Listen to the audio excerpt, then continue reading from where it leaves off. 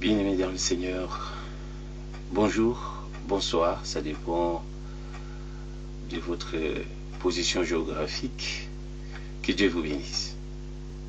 Me voici et nous voici ensemble pour un nouveau rendez-vous, pour un troisième volume sur le thème de la croix avec les sous-thèmes de la Pâque. Que Dieu vous bénisse. Dieu vous aime, moi aussi je vous aime, et nous allons nous faire du bien pendant ce moment de partage. Nous commencerons par la prière.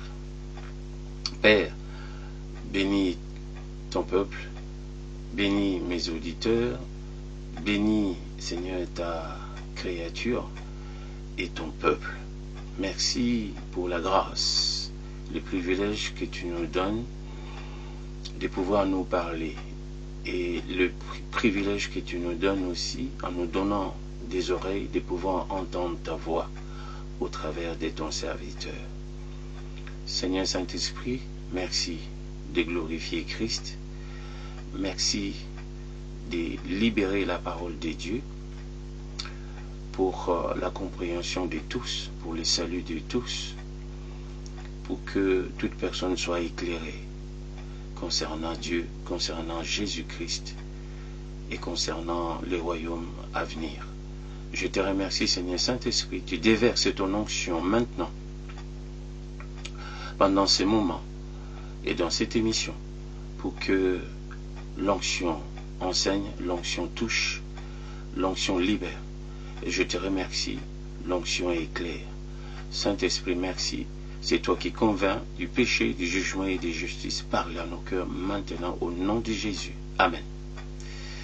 Bien-aimés dans le Seigneur, c'est parti. Nous allons donc aborder ce sujet. Je me présente. Je suis votre serviteur, le pasteur Toutala Païna. Donc, thème, la croix, avec comme sous-thème la Pâque, troisième volume. Aujourd'hui, nous allons retourner encore dans les Écritures, dans Exode. Nous allons lire la parole de Dieu dans Exode. Et Exode au chapitre 3.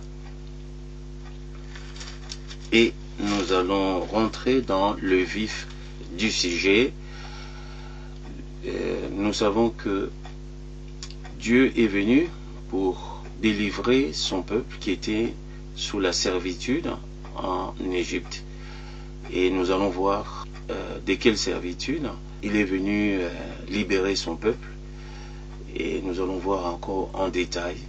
Et ça c'est très important et comprendre comment les choses se sont passées. Nous allons lire donc sans tarder la parole de Dieu dans Exode au chapitre 3. C'est la rencontre des dieux avec Moïse. D'accord?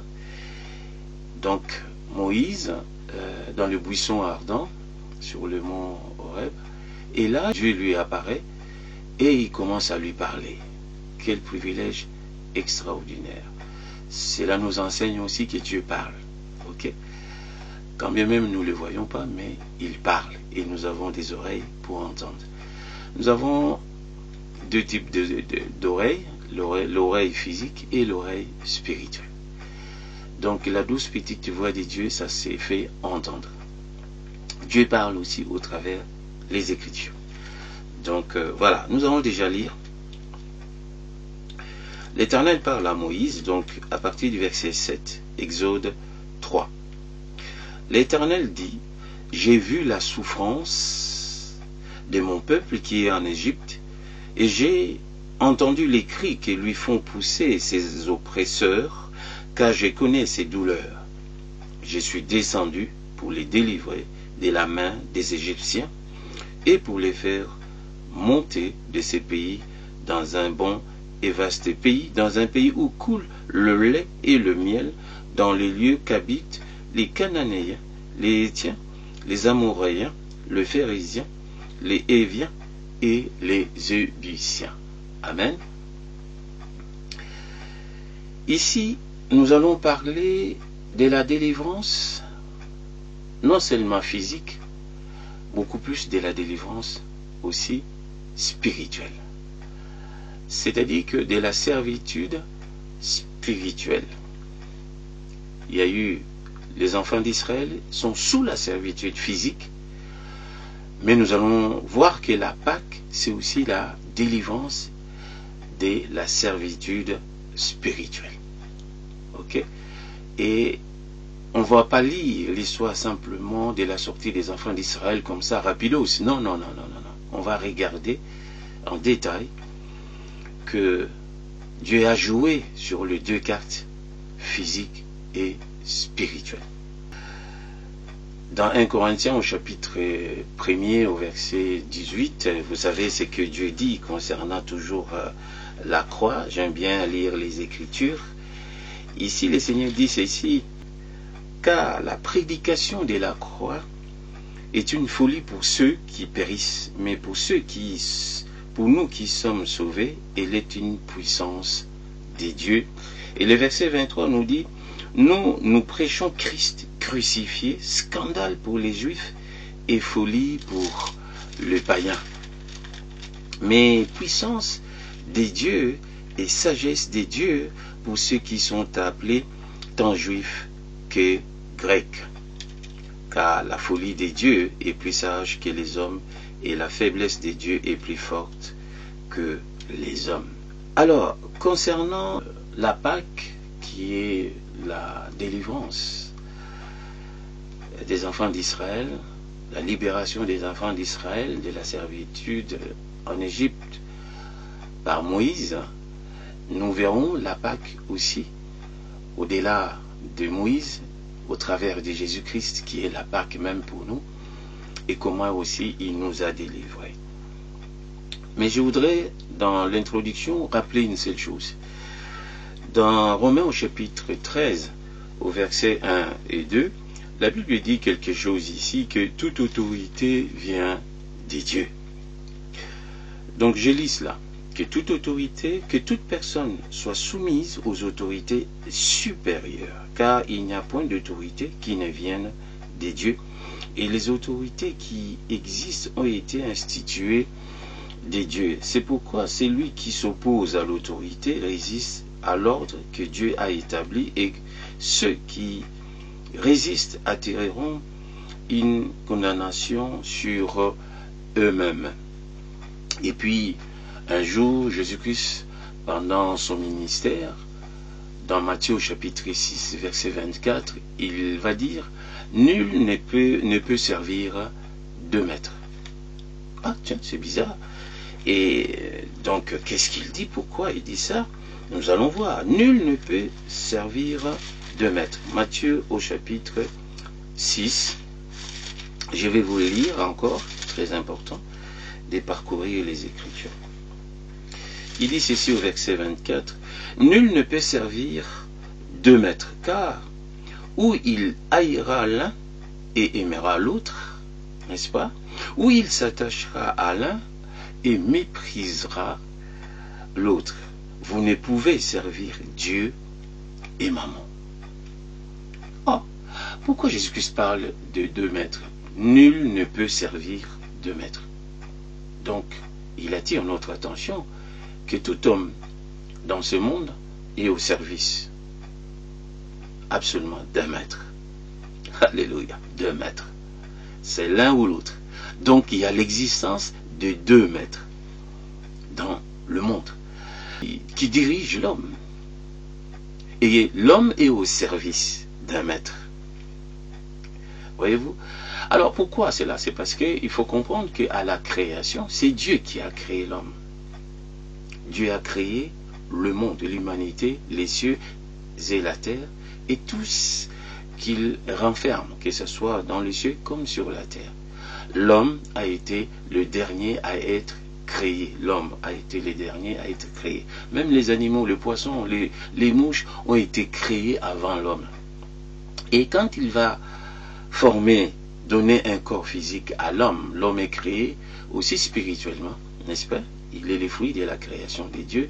Nous avons été créés à l'image des dieux, avec sa nature, avec son caractère, n'est-ce pas? Avec son esprit. Ok? Mais il nous a donné une forme physique, le vêtement adapté, le costume adapté à notre évolution sur la terre. C'est le corps physique qui l'a formé. Et à partir de là, la Bible nous dit que il va prendre l'homme, il va le placer au milieu de cette création, la terre, et particulièrement à un endroit bien précis. La Bible appelle cela Jardin d'Éden. Donc un environnement. Il place l'homme là et lui-même, il va l'enseigner. D'accord? Il va enseigner l'homme et il devient lui-même son premier maître. C'est lui le maître qui enseigne donc l'homme. L'homme et la femme seront enseignés par Dieu lui-même. Voilà le premier maître qu'on doit pouvoir servir. Vous comprenez maintenant? Mais vous allez voir par la suite qu'il y aura un second maître. Dans Genèse au chapitre 3, là, il y a un second maître qui apparaît et qui va chercher aussi à enseigner l'homme, à contrôler l'homme et soumettre l'homme aussi à les servir. Donc Dieu dit à l'homme, quand il dit à Adam, en le plaçant dans le jardin, garde et cultive, ben, c'est pour dire, sois à mon service, occupe-toi de toutes ces choses, sers-moi ton Dieu, c'est moi ton maître, ok? Et adore-moi, que tout ce qui respire loue l'Éternel, c'est à toi de me louer. Et le Seigneur place Adam pour dire, gouverne cet espace que je te donne. Gouverne sur cette terre. Je te confie cette responsabilité comme mon royaume personnel, mais je te place là comme gouverneur. Tu vas gouverner, tu vas dominer sur toutes ces choses-là, tu vas régner sur toutes ces choses, multiplie-toi et tu vas témoigner de moi, physiquement. Voilà, c'était la responsabilité qui a été donnée donc à Adam, de parler des dieux à ses semblables parce qu'ils devraient se multiplier. C'était le premier pasteur, c'était le premier serviteur. Et Dieu lui-même était son maître. Mais malheureusement, quelques temps après, un second maître qui va apparaître, c'est le serpent ou le diable ou Satan, l'adversaire, qui va apparaître et se présenter. Il va se présenter d'abord à Ève. Et là, vous connaissez l'histoire. Il va demander, c'est lui qui engage la conversation avec Ève en disant, au chapitre 3, le serpent était le plus rusé de tous les animaux des champs que l'Éternel avait fait. Il dit à la femme, Dieu a-t-il réellement dit, vous ne mangerez pas de tous les arbres du jardin? Mais dis donc, qu'est-ce qu'il le prend pour venir et parler à Ève? Ne pensez pas que c'est là, tel que c'est écrit, on pense, on lit comme ça, mais Satan s'était aussi approché. Il a observé, il a entendu, et puis il entendait les discussions, les conversations d'Adam et Ève, et là, il va parler à Ève. Et il se propose, lui aussi, d'enseigner Adam et Ève, et particulièrement Ève, il va lui parler en disant, mais non, Dieu n'a pas voulu dire ça, au contraire, les jours où vous en mangerez, vous deviendrez comme Dieu, et voilà, il lui propose de manger cet arbre-là, il contredit Dieu. Donc, vous voyez, il enseigne, il parle à Ève, et lui propose ses services. Et Ève va écouter, et à ce moment-là, il va accepter de faire la volonté du second maître qui est Satan. C'est comme ça qu'il passera à son service et Satan deviendra son maître. Et il va régner sur lui. C'est pour ça que Jésus-Christ dit, nul ne peut servir de maître. Donc il y avait un choix à faire. Donc l'homme, en venant dans ce monde, nous avons un choix à faire. L'homme n'a pas été fait pour vivre sans Dieu. Non, nous avons été créés par Dieu. C'est impossible de vivre sans Dieu. Parce que Dieu a mis dans l'homme de son esprit qui nous connecte avec lui. Que tu l'éveilles ou pas, que tu sois croyant ou pas, il y a Dieu en toi. Il y a l'esprit de Dieu en toi. Le souffle que tu portes, ça vient de Dieu. Voilà. C'est la part de Dieu en toi. Voilà. Donc, c'est lui qui nous pilote. C'est lui qui nous accorde le crédit d'existence dans ce monde. C'est lui qui fait que tu sois là. Et le Seigneur veut que tu reconnaisses qu'il t'a placé dans ce monde et que quand il a parlé à Adam et Ève, cela veut dire qu'il nous instruit, il veut nous instruire par ses lois et nous montrer comment fonctionner dans ce monde pour une meilleure harmonie, un bon fonctionnement dans le monde pour éviter les chaos. D'où le loi de Dieu ou la parole de Dieu. C'est ça l'importance de la parole de Dieu. C'est Dieu qui nous dicte comment fonctionner. C'est très important. Mais l'homme a été confronté devant un choix et il a fait un mauvais choix par la suite. Et cela nous coûte cher jusqu'au aujourd'hui. Alors, retournons en Égypte.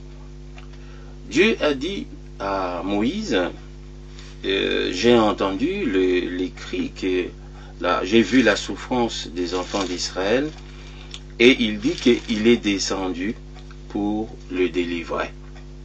Ok. Ce qui est important de savoir, c'est que quand Moïse va se présenter devant Pharaon, il va lui dire ceci. Regardez ce que Moïse va dire à Pharaon au chapitre 7. L'Éternel dit à Moïse, vois, je t'ai fait Dieu pour Pharaon et Aaron ton frère sera ton prophète, n'est-ce pas? Et toi, tu diras tout ce que je t'ordonnerai, et Aaron ton frère parlera à Pharaon pour qu'il laisse aller les enfants d'Israël hors de son pays. Alors, au chapitre 5, il lui dit ceci. Laisse aller au premier verset. Moïse et Aaron se rendirent ensuite auprès de Pharaon et lui dirent, ainsi parle l'Éternel, le Dieu d'Israël, laisse aller mon peuple pour qu'il célèbre au désert une fête en mon honneur. Ok? Par la suite, Pharaon va poser la question à Moïse. Pharaon répondit, qui est l'Éternel pour que j'obéisse à sa voix en laissant aller Israël? Je ne connais point l'Éternel et je ne laisserai point aller Israël. Oh, tiens. Pharaon dit bien clairement, je ne connais point l'Éternel. C'est aussi pour dire de quelle autorité, par quelle autorité viens-tu me voir et de quelle autorité tu oses me parler et demander la libération de ton peuple, si tu veux, de ce peuple qui est à mon service. Par quelle autorité? Et cette question a été posée aussi à Jésus-Christ quand il est rentré dans le temple pour enseigner, et puis il a trouvé ces jours-là que les gens faisaient le commerce dans le temple. Il ne respectait pas le temple, il a sorti, il a pris un fouet, il a renversé les tables, il a chassé tout le monde dans le temple. Après, les pharisiens, les sadducéens, les souverains sacrificateurs vont lui poser la question, mais de quelle autorité, par quelle autorité fais-tu toutes ces choses-là? Qui t'ordonne de le faire? C'est la question qu'on pose aussi à Moïse. Cette même question a été aussi posée aux disciples, aux apôtres, au début de leur ministère. Par quelle autorité faites-vous toutes ces choses? Surtout quand ils ont guéri cet homme boiteux de naissance devant le temple. Ils étaient arrêtés, on leur a posé la question, par quelle autorité faites-vous ces choses-là? Donc, nous voyons que le Pharaon pose cette question et il n'a pas obtempéré parce que il dit, mais cette autorité, moi je ne connais pas. Donc, Moïse, laisse tomber, c'est pas la peine. Ta démarche, ça ne m'intéresse pas. Il y a un détail auquel je voudrais que vous puissiez savoir, c'est que le premier pharaon, il était favorable à Joseph. Pourquoi? Parce que il a eu à connaître le Dieu de Joseph, parce qu'il avait fait un songe. Il a eu une vision que Joseph avait interprétée. Il avait la révélation du Dieu de Joseph, alors que ses dieux à lui n'avaient pas réussi. Je dis bien, ses dieux à lui n'avaient pas réussi à interpréter le songe qu'il avait reçu ou la vision qu'il avait reçue des choses. N'est-ce pas? Sur la vache grasse et la vache maigre, ou les vaches maigres. Cette vache grasse et cette vache maigre. C'est Joseph qui va interpréter cela. Et Joseph, c'est Pharaon a été favorable à Joseph. Et il a fait demander, même quand le pays est tombé pendant la période des vaches maigres, donc pendant la période des famines. Vous connaissez l'histoire, c'est que pendant la période des vaches grasses, comment Joseph, il avait mis un plan de développement agricole qui a fait que l'Égypte avait cultivé et stocké beaucoup de blé et était le seul pays à cette époque-là qui vendait du blé, et tout le monde allait en Égypte pour chercher du blé. C'est ainsi que la famille de Joseph se retrouvera aussi en Égypte pour chercher du blé, et Joseph va reconnaître ses frères, et la finalité de l'histoire, c'est que il va faire venir sa famille, et Pharaon, le premier Pharaon, sera favorable donc à Joseph et à sa famille, à la venue de sa famille. C'est comme ça que sa famille va immigrer en Égypte et qui va se multiplier, devenir un peuple grand et puissant. Ok? Donc ils étaient bien vus, ils étaient bien intégrés. Mais le second pharaon, lui, il n'a pas connu Joseph, il n'a connu que, et il ne connaît que Moïse. Ok? Et il ne connaît que Moïse, mais il a connu Moïse avant, mais il ne connaît pas Moïse dans sa révélation des dieux, mais il va les découvrir maintenant.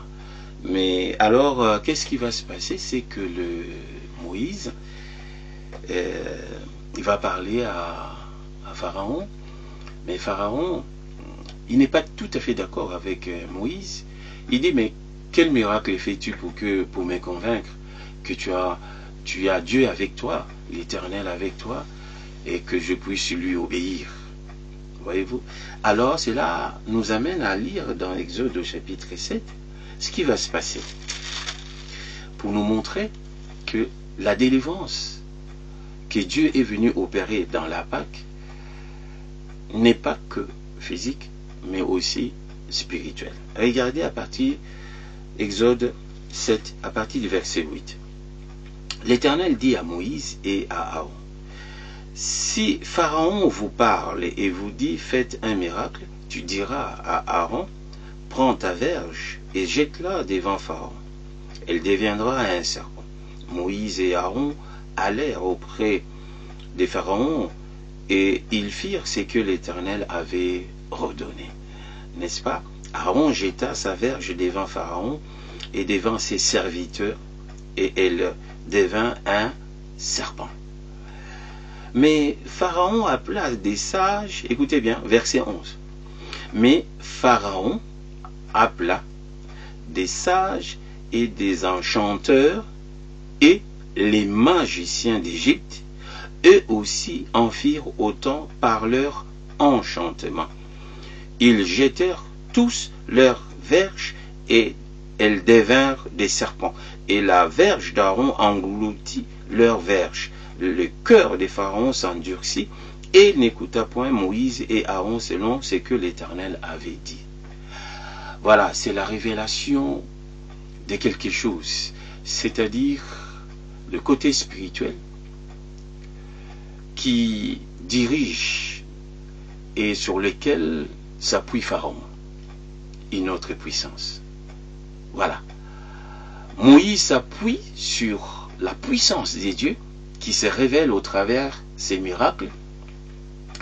Pharaon aussi, il veut montrer, en réponse à Moïse, il appelle ses serviteurs, les sages, les devins et les magiciens, pour montrer aussi sa source, sa puissance, et qu'il dirige son royaume avec un autre maître. Il a aussi des maîtres, ou il a un maître.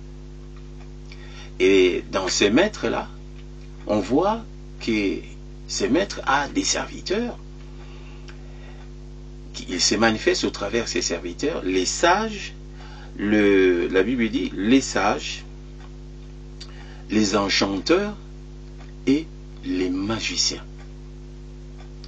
Eux aussi, ils vont faire une démonstration de puissance. Du coup, maintenant, on est face à un slogan, force contre force, puissance contre puissance, mystère contre mystère. Tu fais, moi aussi j'ai fait. Moïse est en train de faire sous la direction des dieux, Pharaon est en train de faire sous la direction du diable ou des magiciens, ou la puissance occulte. C'est là que Dieu est en train de nous montrer que son peuple, non seulement il est sous la mainmise des pharaons, physiquement il le contrôle, mais il y a aussi le contrôle, la mainmise spirituelle, que Dieu ne veut pas. Et il veut sauver son peuple de cette mainmise, cette puissance des ténèbres qui règne sur son peuple. Vous comprenez maintenant? C'est très important de les savoir. Donc, à ce qui concerne l'Égypte, je voudrais faire encore un petit point. L'Égypte, dans le contexte, c'est une grande puissance politique, une puissance militaire, une puissance économique, une puissance technologique, scientifique. Les pyramides que nous voyons encore aujourd'hui, les traces, à l'époque, c'est comme c'était des gratte-ciel à cette époque-là. C'est comme on pourra montrer le fleuron de la technologie à cette époque-là de l'Égypte. La connaissance, c'est-à-dire que les niveaux des connaissances scientifiques des Égyptiens de cette époque-là, c'était cette fierté-là. Voyez-vous? À ce moment-là, ce genre de construction, nous l'avons connu à l'époque de Noé, après Noé, avec la tour de Babel, par exemple, a été aussi, à cette époque-là, l'empire babylonien, à cette époque-là, c'était aussi une puissance. Mais maintenant, c'est l'Égypte. Voyez-vous, il y avait la Ziggoura à cette époque-là, et le gratte-ciel de l'époque. Mais sur le plan spirituel, ça nous enseigne que en construisant la Ziggoura, les gens de cette époque cherchaient à s'émanciper des dieux. Ils ne voulaient pas le règne des dieux, ils voulaient eux-mêmes. Ils ont cherché un second maître qui est le diable, régner avec un second maître. Nul ne peut servir deux maîtres. Et ils faisaient des sacrifices non pas à Dieu, mais au second maître. Et en Égypte aussi, nous voyons que Pharaon ici, il va régner dans son royaume. L'Égypte est un royaume très puissant, un royaume prospère.